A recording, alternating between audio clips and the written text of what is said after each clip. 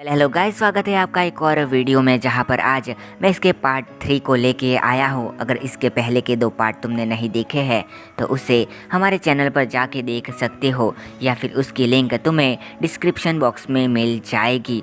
And मैं ऐसा इसलिए कह रहा हूं क्योंकि अगर तुमने वो पार्ट नहीं देखे हैं तो तुम्हें इसके अंदर कुछ समझ नहीं आएगा।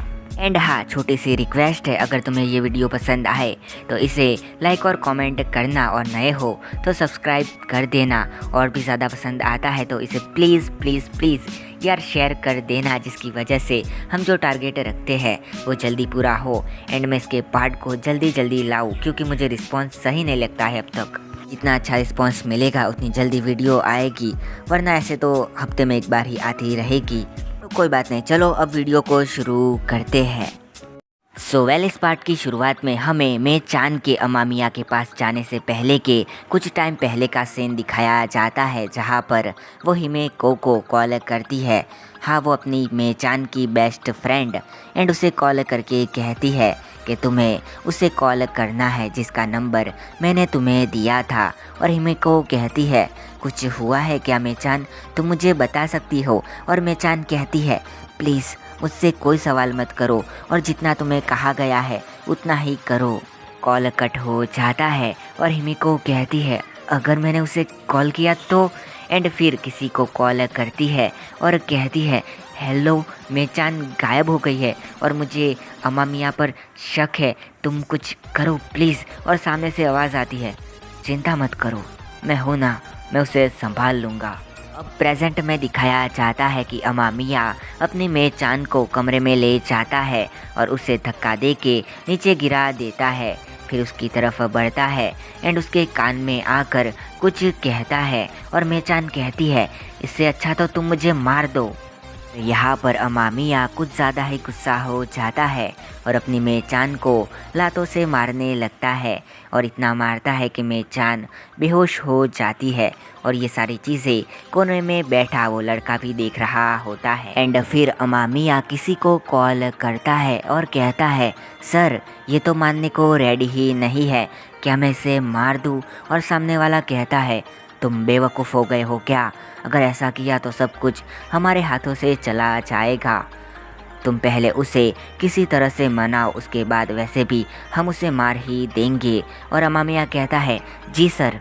यहाँ पर युजू और मे-चान की सिटी में किसी कैफ़े में दिखाया जाता है कि हारुमी और हिमिको एक दूसरे से मिलने आए होते हैं। और हिमेको कहती है, क्या तुमने मे-चान से बात करी थी। और हारुमी कहती है, हाँ करी थी, वैसे क्या हुआ है।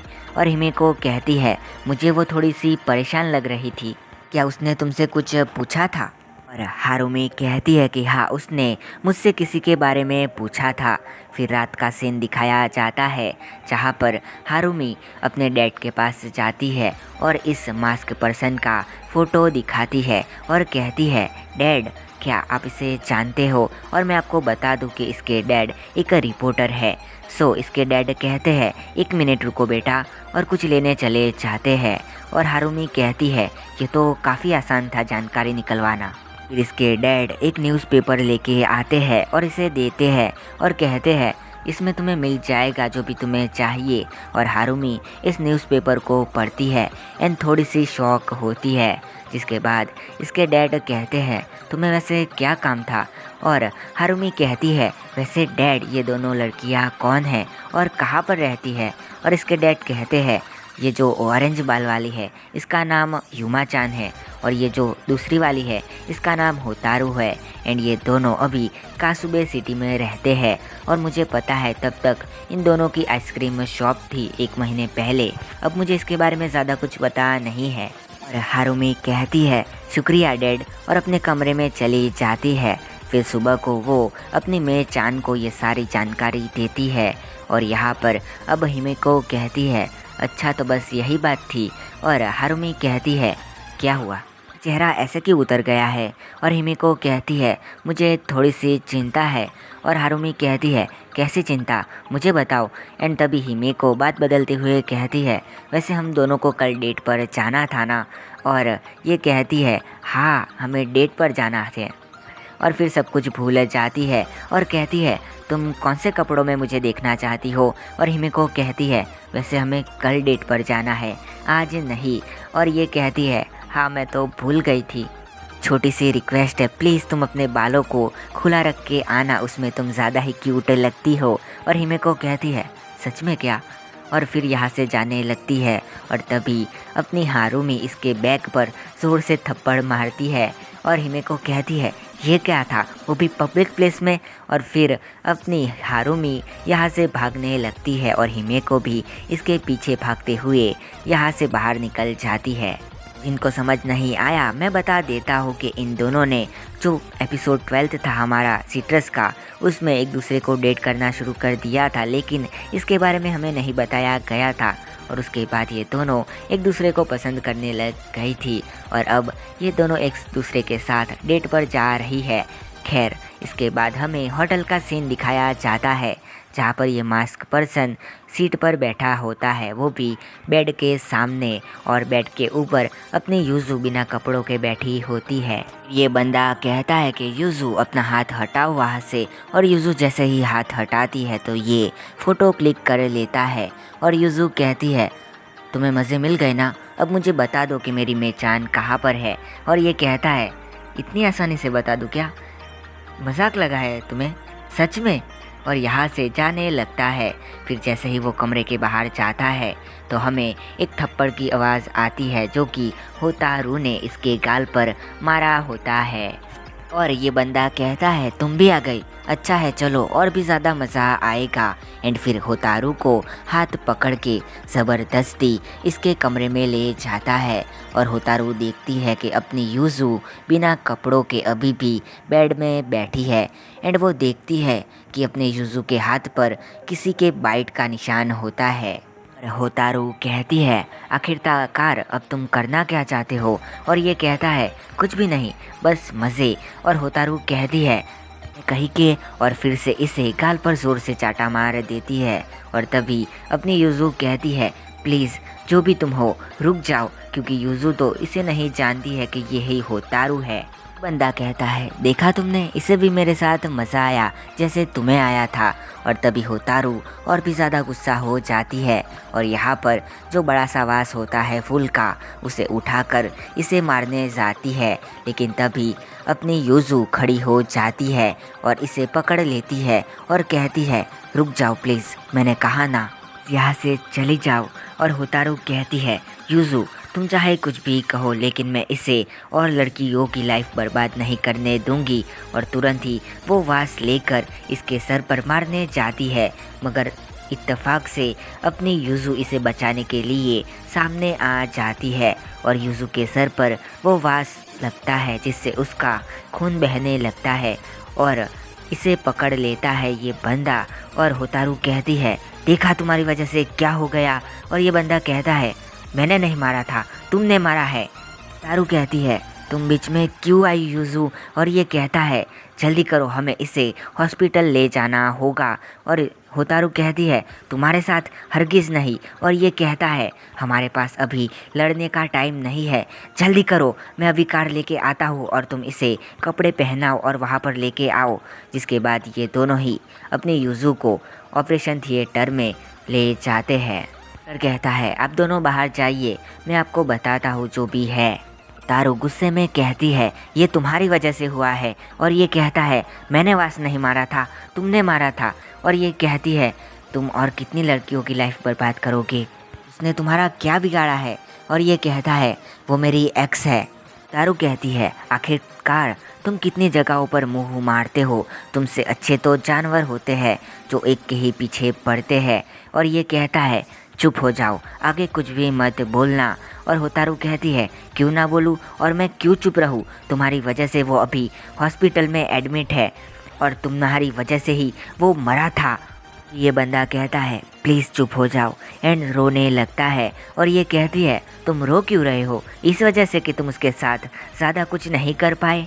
बंदा कहता है बहुत हुआ एंड वो अभी, खैर छोड़ो, मैं अपनी गलतियों का प्रायश्चित कर रहा हूँ। एंड यहाँ से चला जाता है। होतारू जोर से चिल्लाती है मैं चाहती हूँ कि तुम मुझे कभी ना दिखो और तुम मर जाओ। यहाँ पर ऑपरेशन रूम में अपनी यूजू मेचान का नाम बार बार ले रही होती है। इसके बाद हमें एक और सीन दिखाया जाता है जहाँ पर अपनी यूजू ने मेचान की गोद में अपना सर रखा होता है और ये सीन 3 साल पहले का होता है जब अपनी ये दोनों ही 18 साल की होती है। मैंने पहले एज क्लियर नहीं करी थी लेकिन अब कर रहा हूँ कि ये दोनों 21 साल की है। यूजू कहती है कि मेचान हम दोनों कब तक ऐसे साथ में रहेंगे और मेचान कहती है मुझे नहीं पता है कि कब तक रहेंगे लेकिन जब तक मैं तुम्हारे साथ हूँ तब तक मैं तुम्हें हमेशा खुश रखूँगी। और यूजू कहती है सच में मेचान, और फिर अपना सर थोड़ा ऊपर करती है और मेचान को किस कर लेती है। और मेचान कहती है ये सब तुम क्या कर रही हो, हम दोनों अभी पब्लिक प्लेस में हैं। तू कहती है क्या फ़र्क पड़ता है, और मेचान कहती है अच्छा तो ऐसी बात है, और तुरंत ही अपना हाथ अपनी यूजू के स्कर्ट में डाल देती है। और यूजू कहती है ये क्या है मेचान, और मेचान कहती है तुमने शुरू करा था ना। एंड फिर अपनी यूजू थोड़ी सैड होती है और कहती है अगर तुम्हें कभी अपने ब्राइट फ्यूचर एंड मेरे में चुनना पड़ेगा तो तुम पहले किसे चुनोगी। और मेचान कहती है ये तो ऑब्वियस है, मैं अपने ब्राइट फ्यूचर को चुनूंगी। यूजू कहती है क्या मेचान तुम ऐसा करोगी। फिर मेचान अपने मन में कहती है कि चाहे भगवान मुझे यूजू और अपनी लाइफ के बीच में किसी एक को चुनने को कहेंगे तब भी मैं अपनी लाइफ को छोड़कर मेरे यूजू को चुनूंगी। वो फिर चाहे 1000 बार पूछेंगे तब भी मेरा जवाब यूजू ही होगा। अपनी यूजू खड़ी होती है और वो कहती है तुम्हें पता है अगर गॉड ने मुझे कुछ मांगने को कहा तो मैं उनसे क्या मांगूंगी। और मेचान कहती है क्या मांगोगी। और यूजू कहती है कि मैं सारी तुम्हारी तकलीफ़ें मांगूंगी और अपनी सारी खुशियाँ तुम्हारे नाम कर दूंगी। और मेचान कहती है यूजू क्या तुम मेरे बारे में इतना सोचती हो, एंड इससे गले लगा लेती है। फिर प्रेजेंट के सीन में पर अमामिया फिर से कमरे में आता है और मेचान से कहता है तुमने क्या सोचा मेचान। और मेचान कहती है तुम्हें चाहिए तो मेरी जान ले लो लेकिन मैं वो चीज़ बिल्कुल भी नहीं करने वाली हूँ। और अमामिया को इस बार फिर से गुस्सा आ जाता है एंड वो वास में से जो वो छड़ी होती है फूलों को खड़ी करने वाली उसे उठाता है और मेचान को फिर से मारने लगता है। लेकिन इस बार जो अमामिया का वो स्लेव होता है जो कोने में बैठा होता है लड़का, वो बीच में आ जाता है और अमामिया उसे भी मारने लगता है और इन दोनों को ही इतना मारता है कि ये दोनों खड़े नहीं हो पाते हैं। और अमामिया जाते हुए कहता है तुम्हें आज नहीं तो कल मेरी बात तो माननी ही पड़ेगी मेचान। और रही तुम्हारी जान की तो वो अभी हॉस्पिटल में सीरियस केस में पड़ी है। हाँ तुम नौकर कही के तुम्हें तो मैं रात को देखता हूँ। और यहाँ से चला जाता है। और फिर मेचान कहती है तुम कौन हो। और ये कहता है मुझे नहीं पता है, मुझे मेरा नाम भी नहीं पता है, ना ही मेरी एज पता है, मैं कौन हूँ मुझे कुछ भी याद नहीं है, मेरी मेमोरी लॉस हो गई है। ने मुझे बताया था कि मेरा एक्सीडेंट हुआ था और इन्होंने मेरा इलाज करवाया, लेकिन मुझे इस कमरे में आप मानोगी नहीं 2 साल से कैद कर रखा है। मैं बाहर की दुनिया देखना चाहता हूँ। एंड आपको पता है मुझे कितना दर्द होता है, ये लोग मुझे कहीं जाने भी नहीं देते हैं और इन्होंने मुझे कई बार पकड़ लिया है जिसकी वजह से मैंने आशा भी छोड़ दी है यहाँ से जाने की और ज़ोर ज़ोर से रोने लगता है। जान कहती है चिंता मत करो, मैं तुम्हें यहाँ से ज़रूर से छुड़वाऊंगी।